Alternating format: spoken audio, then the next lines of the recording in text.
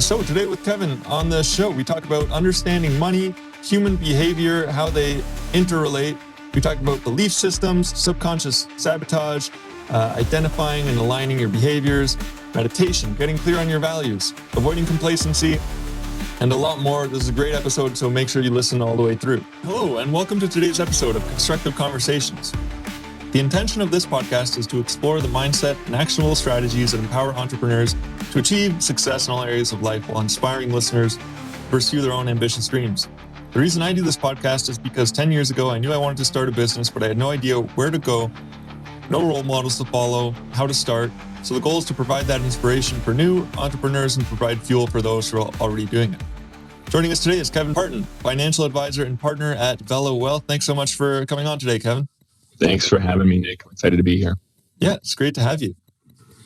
So let's start it right into what do you do today? What does your work look like? In your role at Vela Wealth.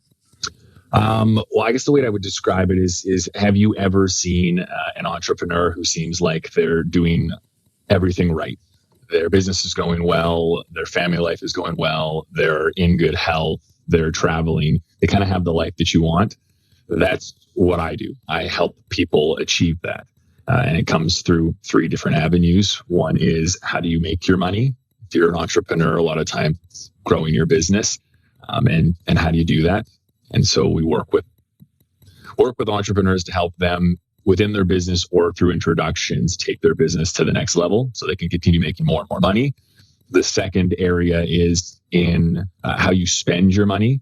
So a lot of times making money isn't the issue. People are very good at doing that, but where it's going becomes an issue. And if there's a value misalignment or you're unaware of what's important to you, then you can spend money just as fast as you're making it and feel unfulfilled or exhausted or burnt out. And then you get yourself in this cycle of earn money, spend money. So being very, very intentional with your spending. And then as part of that, it's building wealth, because wealth is a tool that allows you to then live a more fulfilling life. So that's kind of what we do, is we look at how you make money, how you spend money, how you keep money, so that you can just sort of fuel this life that you desire living, and be very, very intentional in all those different areas.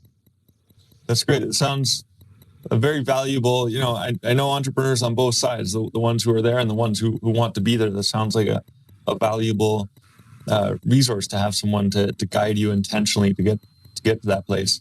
So now let's work backwards a little bit. How did you end up where you are today in this business? What got you started? I got started 14 years ago because I've been very fascinated with two things. One, money as a subject. It's not taught with any intentionality in school.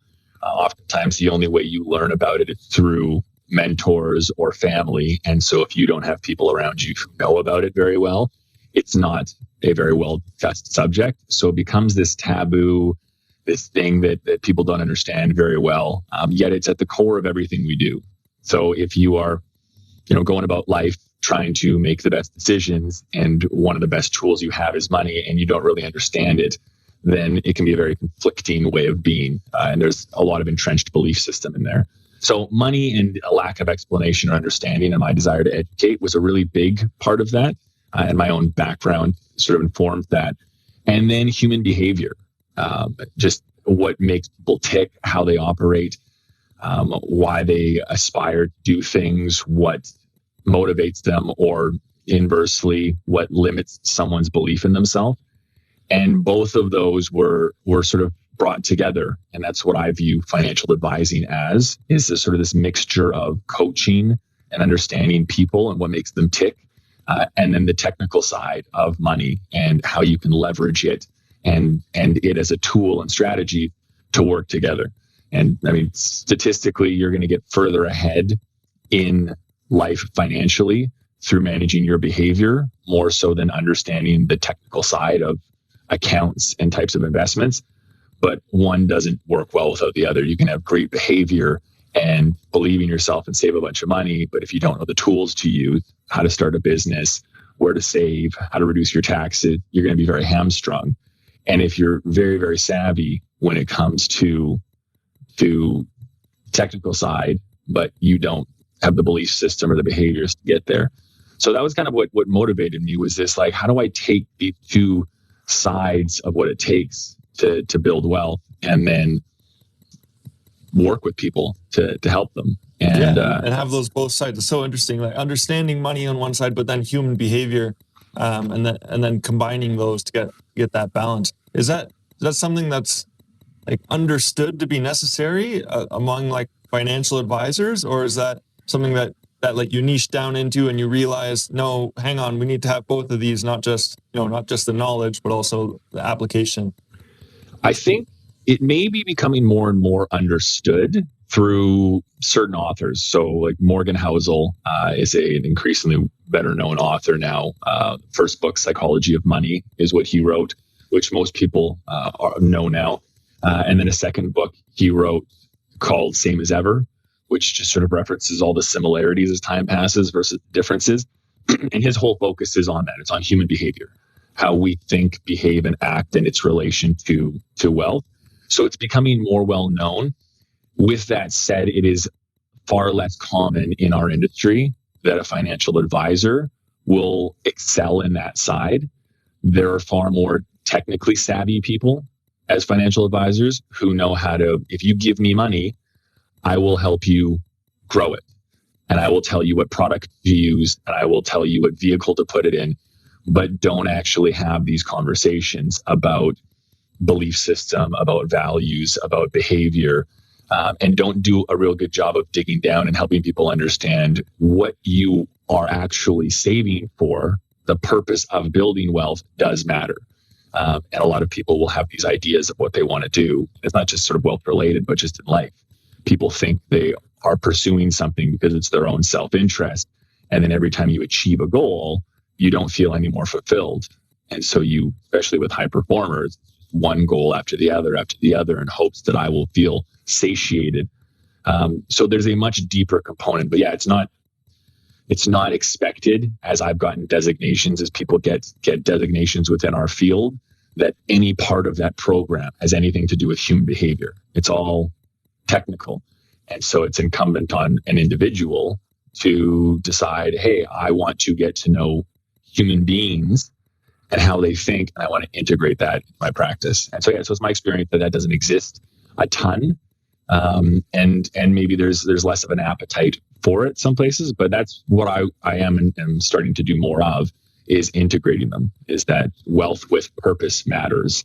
And so what you're saving for, what you're investing for, why you're building wealth, all of that is relevant.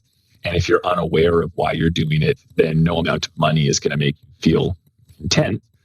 And the other thing is, building a good business and building wealth are just two pillars in a fulfilling life. And so it's turning the lens on, how are you taking care of yourself? How are you taking care of your family? How are you giving back and being of service? And so the different areas of life that are equally important that can often get ignored in pursuit of accumulating and building wealth. And so it's those areas. You're taking more of the holistic view. There's all the pillars to a successful life, not just making money, not just keeping your money. You have to focus on everything, and otherwise, you might just be tunnel vision, and you're not going to get the fulfillment. So you mentioned, working on people's belief systems. Can you give an example of what that looks like? What kind of beliefs do people need to get past or change if they want to build their wealth, like you said, and progress with their business? A lot of people's belief systems are informed, at least around money, we'll start there, are informed by the environment they grew up in. And so unbeknownst to themselves, and oftentimes unintentionally, they can set a goal of, I want to achieve something, but will sabotage themselves because they've got a subconscious belief that that's not how I deal with money, or that's not who I am. And so you can kind of be pursuing this end game, but unless you sort of start at the beginning and figure out how you identify and how you want to identify, and recognize that in order to become somebody different than you are now, you have to let go of who you are, then you can again find yourself in this perpetual cycle, which is where a lot of times people will find themselves saving up money and then spending it somewhere unintentionally. And so anybody who's had the experience of taking a step forward and one step back, or two steps forward and two steps back, a lot of times that occurs because there's ingrained belief system that is not in alignment with the direction they're going. And so they will unintentionally make progress and then regress, and make progress and regress. And so that's where it's the human behavior component, is if you do not identify with the person that you are becoming and align your behaviors with that, and then inform your belief system, you are going to, it's like dieting. You're going to diet for a while and then go back to what you're doing before. You're going to exercise for a while and go back to what you were doing before, unless you start to identify as a healthy person, as an active person. So that's the difference. It is the belief system determines you identifying with the person you want to become, versus temporary acts, which is, I like the idea of having money. I like the idea of this, but I'm not willing to let go of the identity I have. So the closer I get to that goal, the more I'm going to regress back to who I still am. Yeah, so it has to be an identity shift. And like you said, you might have to get down into the subconscious and find, what's down there blocking you. So does that make your role, like partially that of a psychologist to help people work through these issues? Is that what it seems like to you? To some degree, there's a big educational component, and one of my 5 core values is education. So that's a big reason that I got into this in the first place, with taking information that was otherwise inaccessible, or sort of your point at the beginning, is you want to be an entrepreneur, but I don't know where to get that information from. So if you, through a podcast like this, or me through whatever avenues, can distill relevant information down so that people can take what's meaningful to them and then apply it, that's kind of what it becomes. Now, it's an evolving thing for me, because how much of a meeting that I have with a client in the number of meetings I have in a year are based around goal setting and projections versus portfolio analysis versus risk management. So there's already a number of moving parts within financial spectrum. And then if we then incorporate a component of psychology or human behavior or coaching, so figuring out kind of what that looks like. And so far, a lot of it has been ad hoc. It'll be like, let's cover the technical stuff that we know to cover.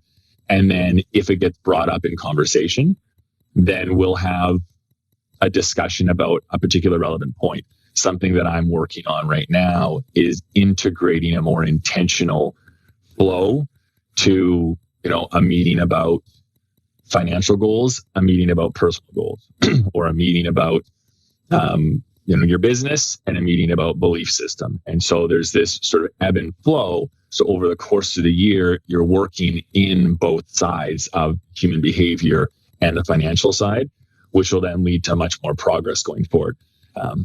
Like I said, it's an evolving process for me right now. And I'm trying to integrate a lot of what I've done for myself. What did I do with the coaches I've seen, the books I've read, the people I follow, the YouTube videos? How do I distill that down into like, what does that look like over the course of a year? And how can I share that while still maintaining, here are all the other parts of the financial planning process that we want to use? Awesome. And is that a process that you went through, shifting your identity to become and align with, the person you wanted to become? So did you sort of do this journey personally? Can you talk about what that looked like? Yeah, I did this. I mean, this is very personal to me because when I got into wealth management or financial planning 14 years ago, I started at a firm and spent 13 years there. And a lot of the 2 steps forward, 1 step back was my own personal experience. I would read books and watch videos and learn and grow and would build, but was not identifying as the type of person who was having the success I said I wanted, and was holding on to a lot of old patterns and habits. And so there'd be these big pendulum swings of like success and then obstacles, and then success and obstacles. And in spite of that, was making progress forward and further advancing. But had an opportunity about a year and a half ago to leave that firm and become a partner at Vela Wealth, the firm I'm at now. And in making that jump, recognized a couple things. I'd sort of moved into an environment where the person I said I wanted to become was required in order for it to work well. And very quickly, I recognized that I was holding on to a lot of old patterns and belief systems that did not align with where I was going. So I made the move into an environment that required more of me, but had yet to change. So I kind of had two options. And I spent 2 months really uncomfortable with this new environment I was in and how I was handling or how I wasn't handling it. And finally made this decision that I was going to take all of my own advice. And so distilled all of the knowledge that I'd accumulated over a decade into daily, weekly, monthly practices that were rooted in belief system reformation, habits, health, nervous system, coaching, and spent, well, now I'm a year and a half in, just really working that system and recognizing how valuable that is and how far I've come. So that's really what's motivated this two-pronged approach is no matter how much I pushed and strived on the financial to professional side, I was always going to be limited on the back end if I wasn't taking care of things the way that I wanted. And the second I started taking care of things on both sides, everything started leveling up. So I was like, this is a gap, I think, in the industry, is that we focus on just building your wealth or helping you manage money you've already earned, rather than the equally and sometimes more important part, which is like, where do you want to go? How do you identify as that person? Where are you working in different areas of your life that can improve that? The more my relationship with my wife improved, the more I started to improve professionally. The healthier I got, the more energy I had at work, and the better my belief system. The more time I spent alone in meditation and journaling and self-reflection, the more and so there's these different areas of life where they don't seem directly connected to financial advice or wealth accumulation, but there is an indirect, if not an obvious connection when you take a step back, that you can't be all in on business and all in on making money and mailing it in your relationship or mailing it in on your health and expect that to work out long term. Yeah. So you have to level up all of those pillars sort of together. And so you have the stable base. Otherwise, level up in one area and you're going to fall in others. So that's really interesting. So over that, you said for 2 months, you were very uncomfortable.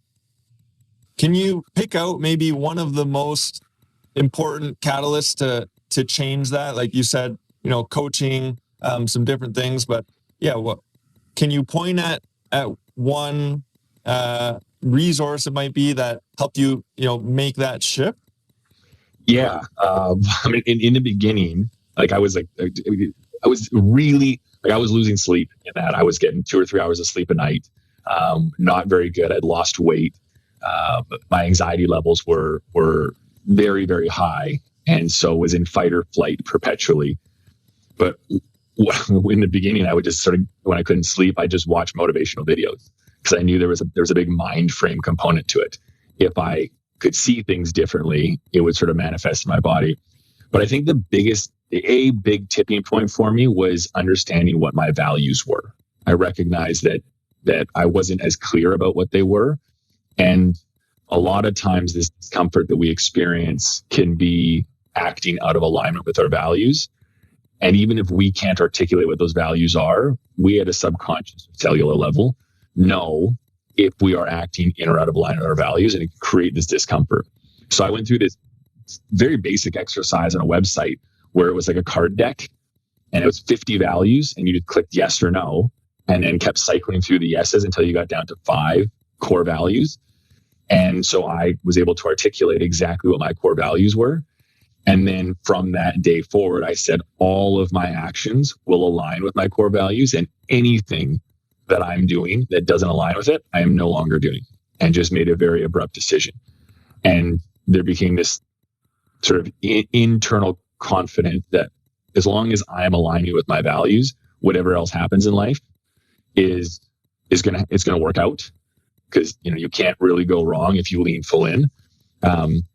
And then there was a confidence that started to build with sort of making that decision. My values matter. I'm not doing it for anybody else. So that, I think, to me, there were many other moving parts, from sort of how to control the nervous system and goal setting and affirmations and working with coaches, but I think at its core, it was articulating my values and deciding that doing things in alignment with my values was the most important. How I show up for friends, how I show up for family, how I showed up for my partners, how I showed up for my clients, all of it aligned.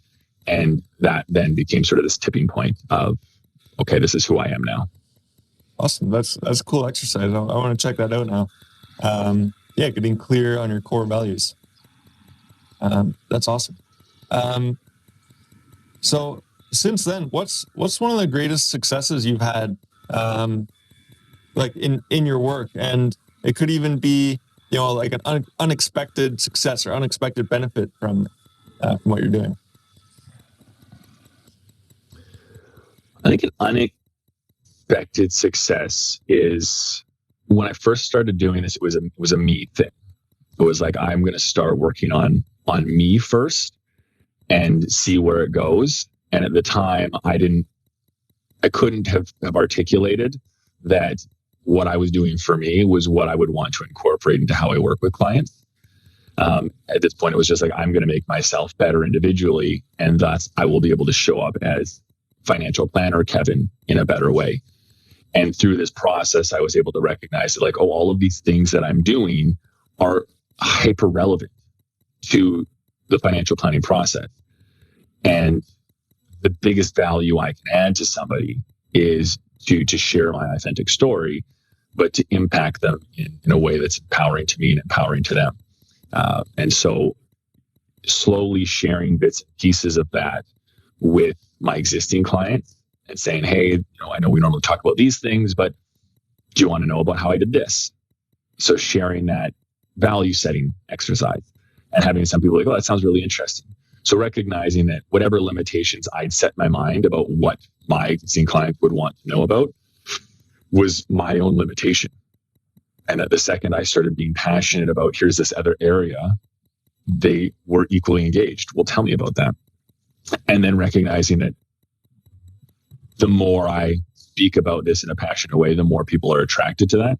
So I think that's kind of been the most exciting part is what was very passionate for me from a self-development perspective and improving my own situation in a balanced approach is actually something that is very relevant to a lot of people. And there is an appetite for, oh, I can work with somebody who can help me with all of these financial planning things, but who also cares about all of these other moving parts. And, is interested in my overall success and not just building up a portfolio for me, as an example. Yeah, that's really great. So like integrating your passion and then that becomes a benefit to your clients. And how did you go about sharing that with people? Was that like social media? Was that just conversations with your existing clients? What did that look like? In the beginning, it was social media. It just became this. I think I was again, and I don't know how many people have experience. I think a lot. I had decided that Kevin and financial planner Kevin were two different people, and that what I shared online, if it was my own personal thoughts, that it wasn't relevant, or that people wouldn't value it, or it would risk being judged. And so I got very good at sharing other people's thoughts. So I read lots, and so I could share quotes or excerpts or TED Talks. Here's the stuff that I'm looking at. You should also look at this too. But none of it was my own sort of distilled and articulated opinion about something. So in the beginning, it became this, I want to know what my own thoughts are on these subjects. And so I was and continue to write a ton. And we'll just pick particular subjects and then write my thoughts so I can form my own words and opinions, and then would share it. Say, this is now what I'm going to do is I'm going to start sharing my own thoughts about things at both the risk of someone being like, your opinion's stupid, Kevin, but also with the benefit of somebody seeing that and thinking, I relate to that. I relate to what you're saying, and that makes sense. And so it started just sharing, and it was more, like I said, more therapeutic for the experience of putting my opinion, my thoughts out in the public eye, and then becoming confident in whatever people thought of them. I valued them enough for that. And it's slowly evolved that I'm now talking to more people as a result of that. So they're engaging or talking to me because, oh, we like what you said about this. And how does that integrate with financial planning? And then like I just sent out a beginning of the year letter to my clients with all of the same things we would normally talk about. Beginning of the year, new tax-free savings account contribution room, RSP contributions, planning for the year, a lot of the same stuff we talk about. But then in there was, and here's a values exercise that I've done that's worked for me. And here's a 2024 reflection, 2025 planning guide that I created. If you're interested, let me know. We can chat. And I've had a few people reach out with curiosity of like, oh, what is that? So that's where I'm kind of just like, here's the thing that I'm doing that worked for me. And here's why it's related to improvement in these other areas in wealth. If you're interested in that, let me know. And I'm just sort of putting it out there and then inviting people to, if they're curious, learn more about it. And like I said, it's still fairly early days, so we'll see where it goes with the existing clients. Amazing. Yeah, but I like that, like taking that risk. And I've noticed the same thing myself. Yeah, I'm going to put myself out there on social media, my opinions. And yeah, there's the risk. And I think there might be a natural reaction. You say, oh, people are going to judge what I have to say. But then you get maybe one message from someone and says, thank you for sharing this. I needed to hear that today. Or, this is really relevant to my situation. And then that made me realize, oh, wow, like just getting that one message makes it worth it. And everybody has their unique perspective. So it's worth sharing it with the world. On that note, what does your social media strategy look like now? Like, do you have a sort of intentional way that you're out there, you get content out there?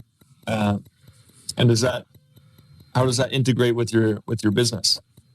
Right now, my social media strategies, so I'm committed to sharing something every day. So I post every single day. I spend a couple hours in the morning or the evening or both writing. And it's a mixture of financial stuff. So, breaking down financial concepts or ideas or what's going on in the markets or the world that's relevant. When it comes to interest rates coming down, what does that mean? When it comes to Trump as president and tariffs, what does that mean? So there's a lot of like uber relevant things, but that's sort of a spectrum of what's happening.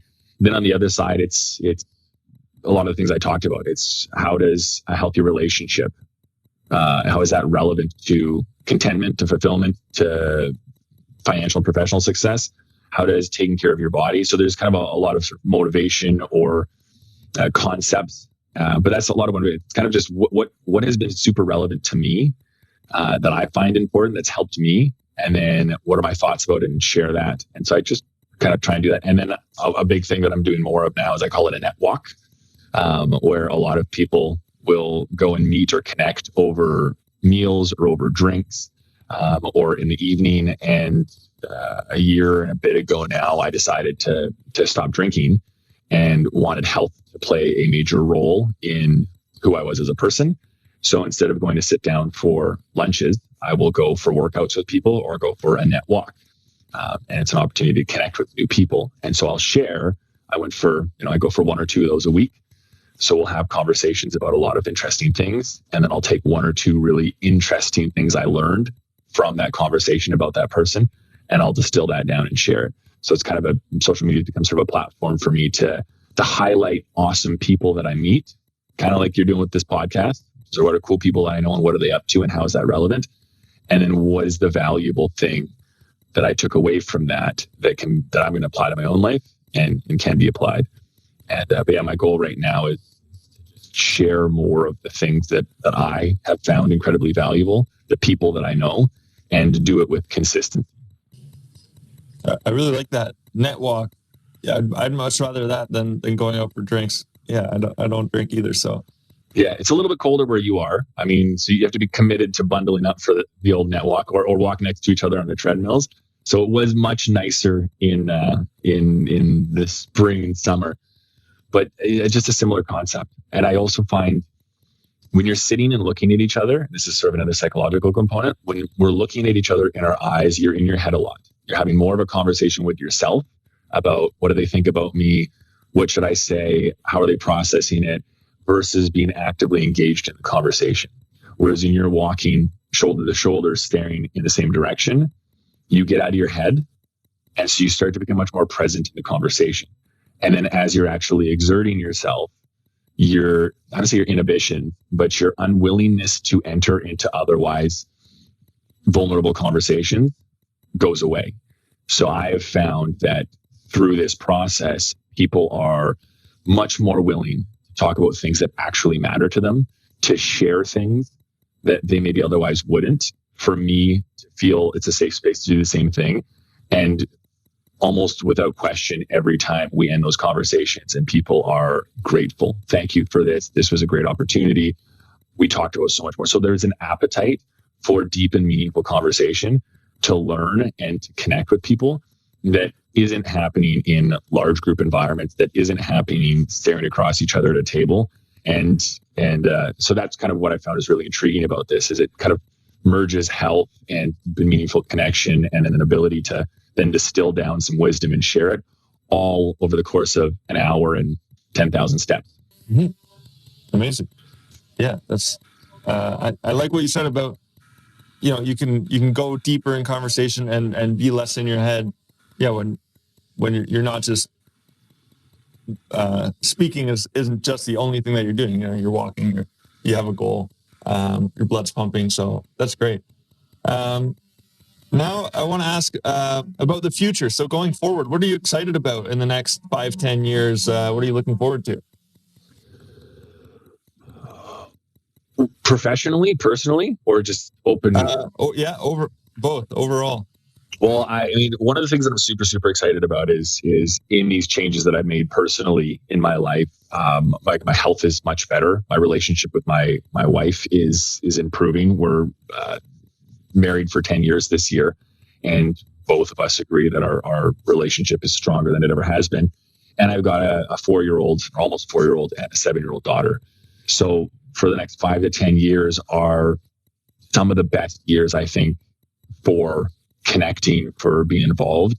And where I am now in life, I'm feeling much better in all areas. So I'm excited to be present, to be content, to be working on all these different ways, and to be able to sort of influence my kids in a positive way. So being able to travel together and prioritize that, to be able to help them in the areas that they want to be helped with. So I'm super excited for what the next 5 or 10 years mean where I am now, because a year and a half ago, 2 years ago, I was so focused on work and the next professional goal and making sure that I was getting external validation for work-related things. And then that was coming at the expense of time I was spending at home, or that was coming at the expense of time I was spending with my wife.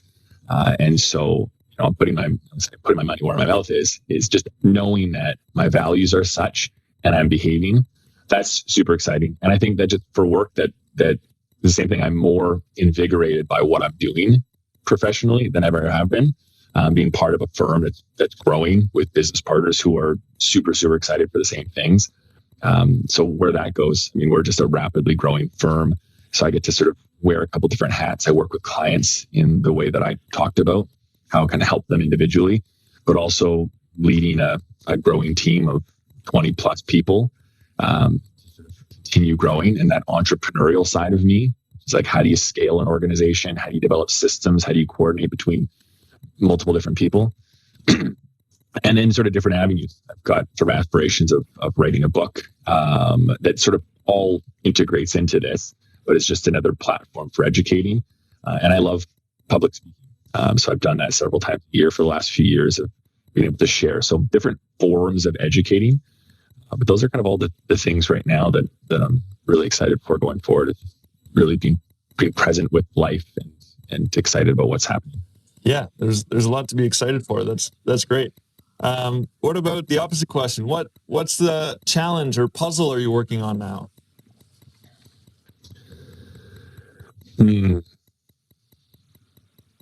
Maintaining the challenge is maintaining this. I guess it's very easy, and I mean, maybe it's relevant. But you start doing something and it feels good, and then you can become complacent, or you can think it'll always be good, or when things get good, you assume they'll always be good. And so I think the challenge is not getting overconfident, is, having that balance of sticking to a routine or sticking with good habits, so that, like you said, you don't sort of fall into a pattern I don't need that anymore because I've done the work. That would be sort of a major area for me. And then, I think that there's, at least professionally, there's the, what is AI going to do to all industries, and how is that relevant? So there's that sort of professional, are we looking out the front window? Are we integrating it well? Where are things becoming obsolete? Which is really, really curious, and sort of what are people's expectations for what they get from us as a firm. This is where is technology going, and then there's the political climate, and what does that actually mean, and how do we prepare for that? But I think those are things that most people are dealing with right now. Is what's happening with this evolving world, and what do we do? And I don't know that there's really any answers. There's a mixture between things will unfold the way that they will, and there's a lot of things that are out of our control, and trying not to get caught up in being upset with things we can't control is helpful. So that mindfulness space, and then focusing on the things you can control, which are like, how do you put yourself in the best possible situation? If I can't control what's happening in global politics or the rate at which AI is coming out, how do I focus on the things I can control, making myself better as a person, preparing myself financially? If my job changes, if my business shuts down, do I have enough other assets that I'm not reliant on that? So how do I focus on the areas that I can control to remove those risks, so that whatever happens that's out of my control, I put myself in the strongest possible position, and I don't find myself standing on the end of a sinking ship. Mm-hmm. Absolutely. Yeah. So there's some challenges, but it sounds like you have the strategies to handle that. I'll go back. You said you have some plans about a book. So if you're writing a book, what would it be about? The idea originated from just the year I had, was recognizing how many people in the world who I guess myself proclaimed, but like high performers, are lacking fulfillment. They're good at making money, good at their job, but it feels empty, or they're burning out and not really sure what to do. I keep getting the next promotion, or I just keep doing more of the same. And so it was this mixture of like, here was my lived experience.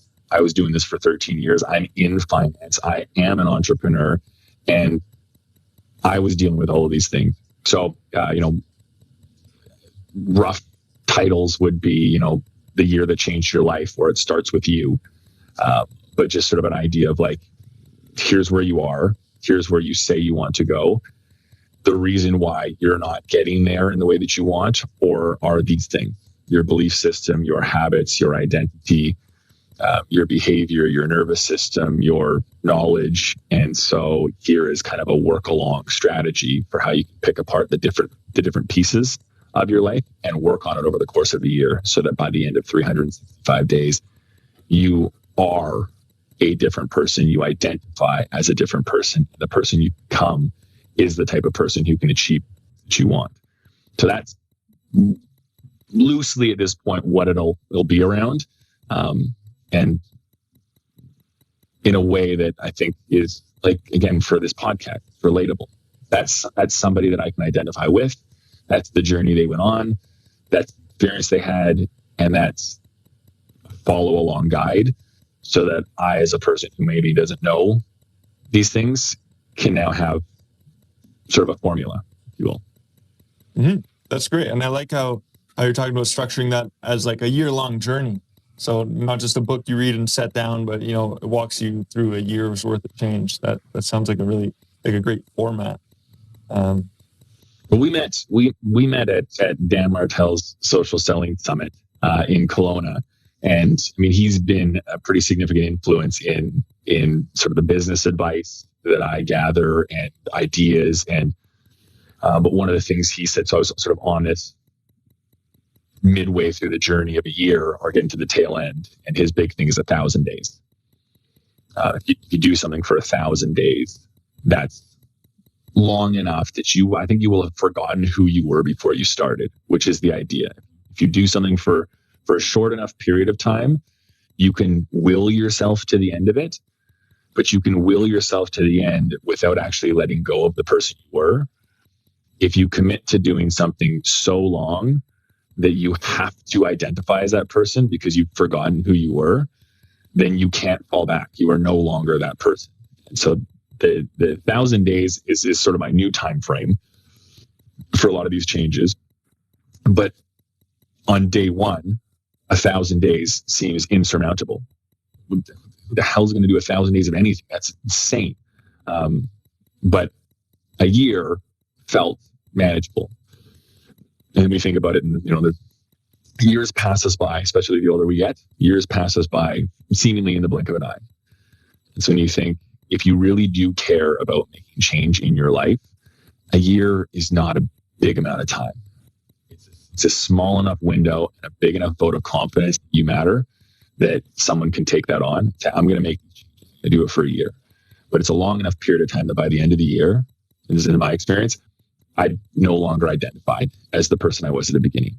The habits had become who I was. The thoughts were how I thought. The things I looked at were how I looked at. And so that's kind of what I found, at least for me, as a sweet spot, is if you can do something for a year and follow that formula, by the time you get to the end of the year, you are that person. You're not aspiring to be that person. And part of that is you don't identify or even remember who you were before because it's been long enough. Yeah, that's a really great frame for it. That you forget that part of you after 1,000 days. There's no avoiding. Like, do it for 1,000 days. It's basically guaranteed. Mm-hmm. Amazing. So you mentioned earlier, as part of your personal development, like a meditation practice. So my question is faith or spirituality part of your life? How does it influence like your business journey? This is a subject that I don't talk about a whole lot because it's relatively new to me. So I won't call it faith. It's spirituality, and I guess I'll kind of explain a little bit. I was very much the type of person where I was atheist or agnostic. If science couldn't definitively prove it, it was hokum, and lived in this world of speculation or pessimism, if you will, and felt almost righteous in that, which isn't a very wholesome place to live from. So through this transition, a big part of this sort of revelation I had was that's the way I was viewing the world. And it ultimately led to me feeling burnt out and dissatisfied for a long time. So I was like, well, what I believed may be entirely inaccurate. I'm kind of open to anything at this point. My wife, stuff like, even if it's just a perspective shift, that seems like a very like I'm the only person who gets to live in my head for my entire life. How I view the world probably is important. My wife has been a lot more of sort of the spiritual essence, which is very energetic, sort of understands people's emotions a lot better. Just sort of there's a universal flow to things and how she views it. And so I was like, she doesn't burn out and she's really grounded. And she's been living with me for 12 years. So I was like, I want to see what that's about. And so I'd actually gone, she set up an intuitive reading for me on my birthday back in 2023, and went through this experience where someone read me as I breathed through my chakras, all of which again seemed a little bit nuts to me at the time, but I was like, whatever. And then she recited back several pages of notes she wrote about me while she was reading me breathing through my chakras. And I'm like, I can't describe it as anything other than magic. I was like, I don't understand what just happened, how you said any of that. But it was just this like, holy shit, pardon my French. This is nuts. And I've completely neglected any possibility of the unknown or unexplainable for most of my life. And so maybe there is a whole lot that can't be explained yet or ever that is worth paying a little bit of attention to. And so that whole like surrendering to the flow of the universe, being open to whatever opportunities exist, trusting that things will kind of work out. And so I'll use the word faith in something, timing being right. That's played a much more significant role in my way of being going forward. And I don't, put a title to it. That like, I don't know that there's a God or a person or anything, but I very much am of the belief now that there is an immense amount out there that cannot be explained. There is a seemingly perfection to the timing of things, and how you live your life, the energy put towards leaning in to life and its unpredictability versus resisting and fighting the change changes the outcome. There's a certain amount of energy we have for any particular event, and most people will fight change and use up all their energy, so there's nothing left for them to lean into change. Whereas if you take that same amount of energy and when something happens in your life, instead of resisting and pushing back, you use that energy to lean in, you end up being rewarded for that. And so I think that's I guess in a roundabout way, my relationship to spirituality at this point. Great. Thanks for sharing.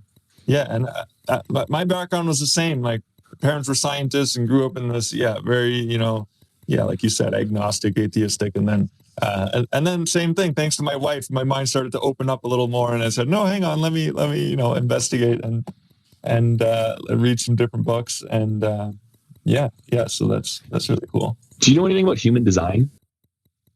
No. Okay. So maybe it falls in the same realm. It's like this, and I'm going to butcher it to try to describe it, but it's a mixture of like astrology, Kabbalah, a couple different things. But effectively, when you're born, where you're born, what time, I think those are the things that matter. Anyways, then you are this type of person. So there's 5 different types of people you can be. And then based on that and a number of other things, there's descriptions of when you're in your flow state versus when you're resisting it. And again, my sort of a wife had done some reading into this and knew enough about it, and probably had tried to tell me about it for a year or two, and I ignored it until I was ready.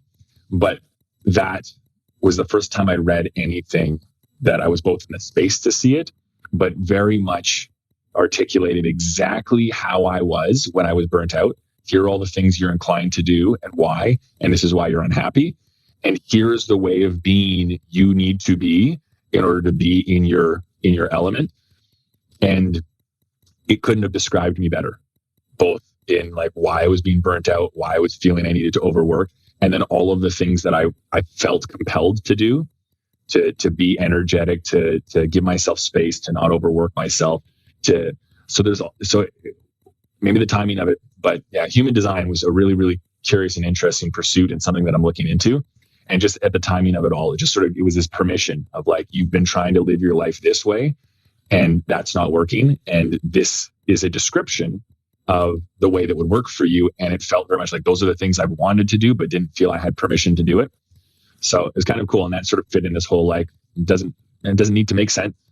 It needs to feel right. Yeah, exactly. Awesome. What's your, do you mind if I ask you some questions? Yep. Yeah, no, go ahead. So like I'm curious because from my understanding, your wife's a doctor. Yes. Which again, I'm making assumptions, but would lean less towards the side of spirituality. So that's kind of cool. But what was she thinking or talking about that you were describing as spiritual at the time? Yeah. So she was raised in a Christian household with parents who were like very involved in the church. And so when I started dating her, they started inviting me along, and that's where all my resistance was. I was like, no, I don't need to come. Like, so at first I would come every once in a while, and then, but they were so nice. Her parents are just the nicest people, and I thought, you know what, like, these people they're so nice. They're like giving, generous, and kind, and loving. Like, I want to be more like these people. So maybe I'll pay a little more attention to, to how they live their life.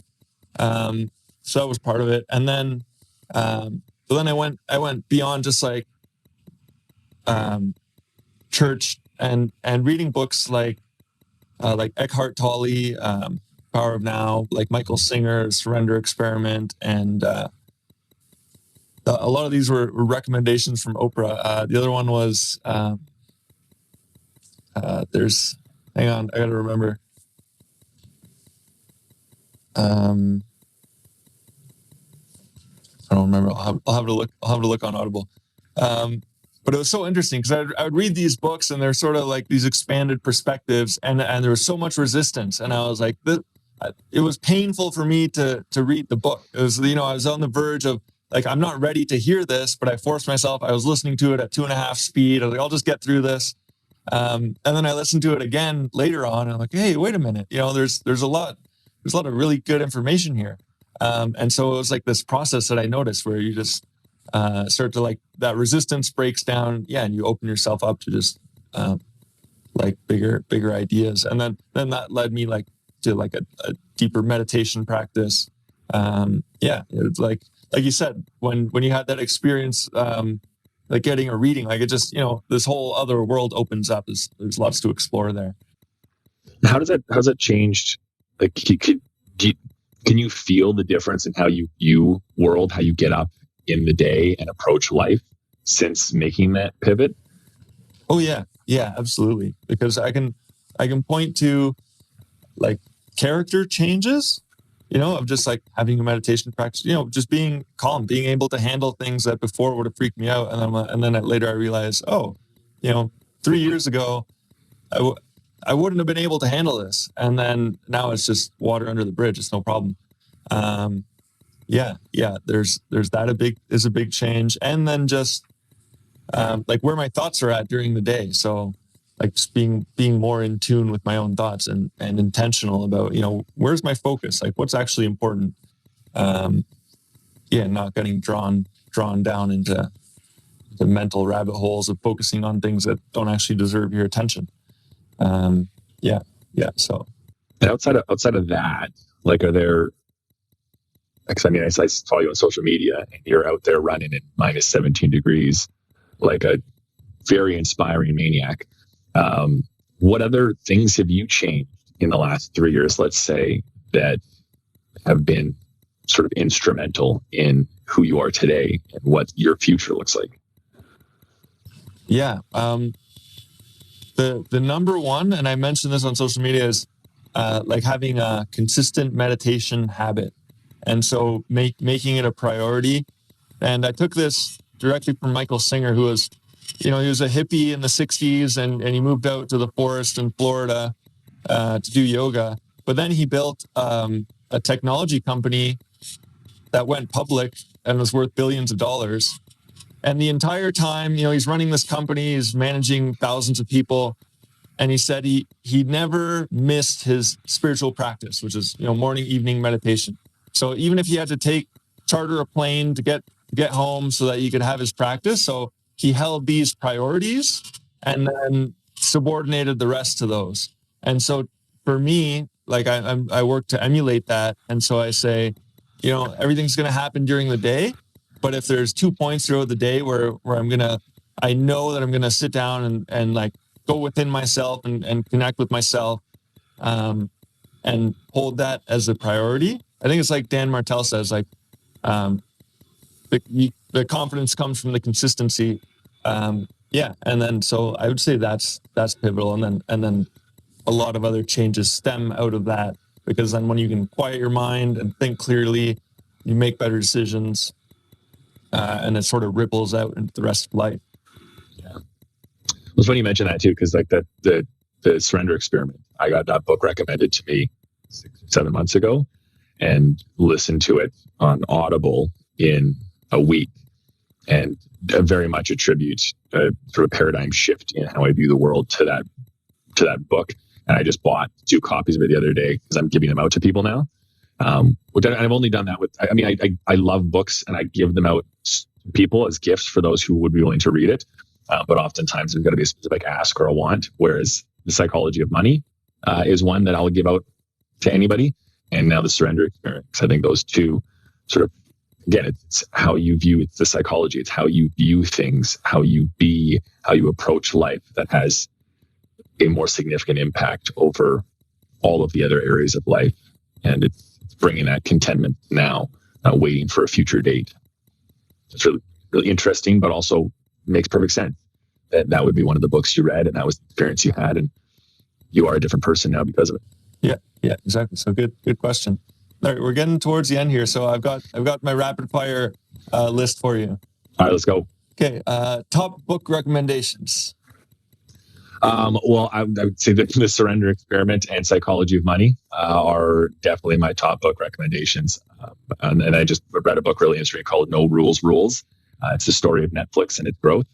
That's a really, really cool book to read if you're looking to scale a company and understand what it means to hire well, to create autonomy within the organization, and to have a company that can pivot really quickly because you've got cohesive, smart people working together. Huh. Awesome. If you could have dinner with anyone dead or alive, who would it be? The last time I answered this, it was Barack Obama. And I think it might still be him. There's lots of cool people I think I'd like to meet, but he just has the demeanor of somebody calm who represents that, and has been in a lot of very conflicting situations. So I'd just love to pick his brain about how he goes through life. Yeah, that'd be great. If you could wave a wand and be free of any habit, is there any habit you would change? Right now, I've changed a lot of habits recently. I stopped picking my nails for the first time in my life.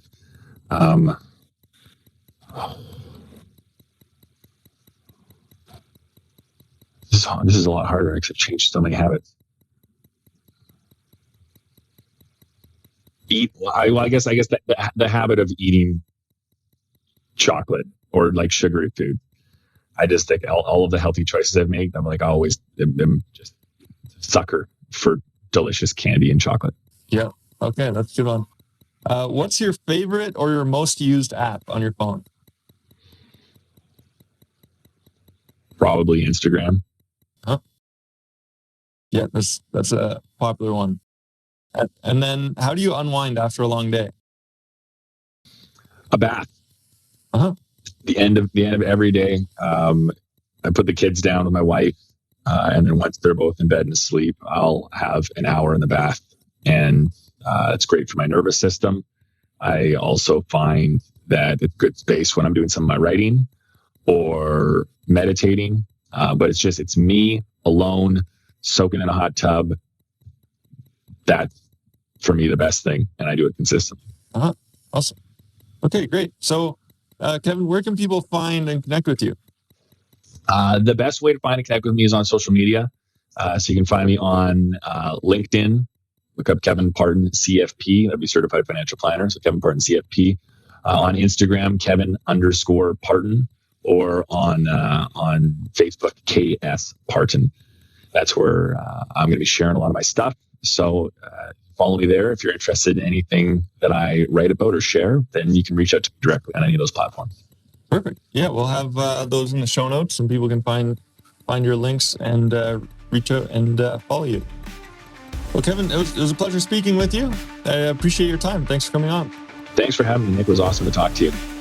Great. Have a great day. Take care. Okay, cheers.